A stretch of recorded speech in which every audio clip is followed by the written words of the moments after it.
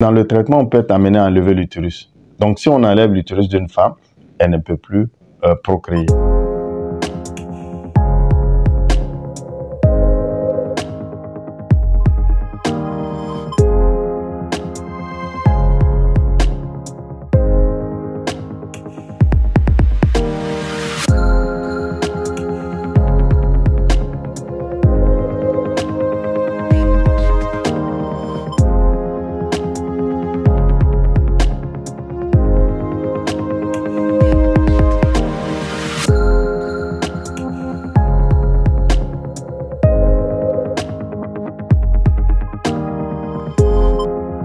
Le premier défi, c'est la participation des femmes. Elle est insuffisante. Et je saisis l'opportunité que vous m'offrez pour parler sincèrement à la population.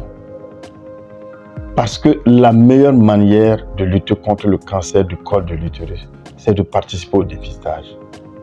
Et j'interpelle les hommes. Vous devez vérifier si votre femme a fait son dépistage du cancer du col de l'utérus tous les 3 ans. C'est aussi une responsabilité de l'homme. Parce que si la femme a un cancer du col déclaré, l'homme va en souffrir, la famille va en souffrir. Et pourtant, on peut faire en sorte que ce cancer-là disparaisse des familles grâce au dépistage. Et ce dépistage, si on retrouve une lésion, l'État a encore donné le traitement gratuitement. Et vous voyez récemment avec l'avènement des cliniques mobiles, les cliniques mobiles sont des entités qui offrent des soins intégrés parmi lesquels se trouve le dépistage du cancer du col de l'utérus et sa prise en charge.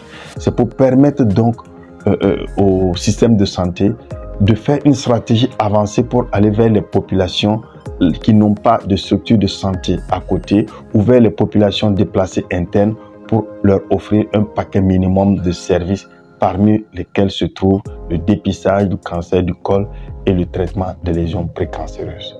Donc, c'est vraiment quelque chose de très important, adhérer au dépistage et on peut lutter contre le cancer du col.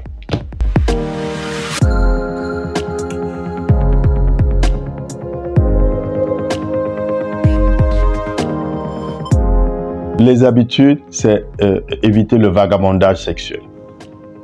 Parce que c'est l'homme qui contamine la femme.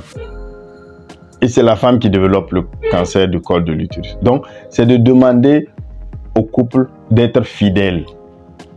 La fidélité permet de lutter contre l'infection à HPV.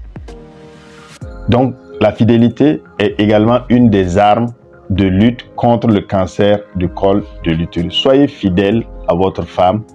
Femme, soyez fidèle à votre mari et on va rompre la chaîne de transmission. Aux jeunes, je dirais, ayez une sexualité responsable. Préservatif, mais ça n'arrive pas à lutter contre l'infection à HPV parce que déjà à travers la manipulation des mains avant même la pénétration, eh bien on peut vous infecter avec le HPV. La manipulation. Donc aux jeunes, je dirais, la sexualité précoce n'est pas une bonne chose. Il faut retarder l'âge au premier rapport sexuel pour rentrer dans la vie adulte avec une connaissance approfondie de la vie, ce qui va vous permettre d'avoir une sexualité responsable pour éviter non seulement les infections sexuellement transmissibles, dont le HPV, mais aussi les grossesses non désirées qui peuvent aussi être quelque chose de dramatique pour les personnes concernées.